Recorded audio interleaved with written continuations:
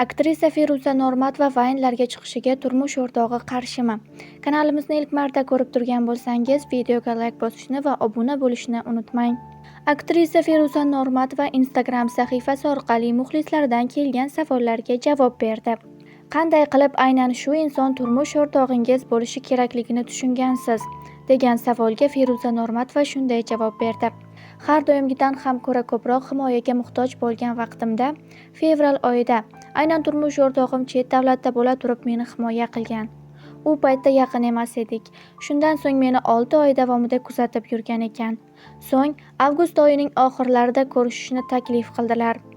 Kerakli vaqtda meni himoya qilganlari uchun u insonga ishonib dugonam bilan uchrashuvga chiqqanman.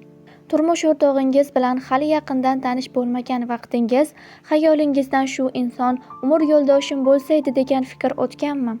Bunday fikr o'tishiga ulgurmaganman. Ko'rishganimizdan keyin menga uylanmoqchi ekanliklarini aytgan.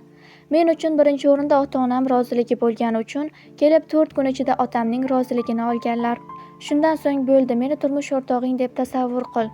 Sal noto'g'ri xatti-harakat sezsam mendan yaxshilik kutma deganlar. Hayotimda birinchi marta bu kabi bir so'zli erkakni uchratganim uchun shokka tushib qolib, ancha vaqtgacha hech narsaga tushunmay yurganman. Endi aktrisalik faoliyatingiz to'xtaydimi? Vine'larda suratga tushmaysizmi degan savolga shunday javob berdi. Yo'q, endi Vine'lar olmayman. Rolni esa faqat turmush o'rtog'imga o'ynayman, dedi u. Ma'lumot uchun 36 yoshli Feruza Normatova 2025-yilning 15-oktyabrida 23 yoshli jangchi Olloyor Abdushukurovga turmushga chiqdi.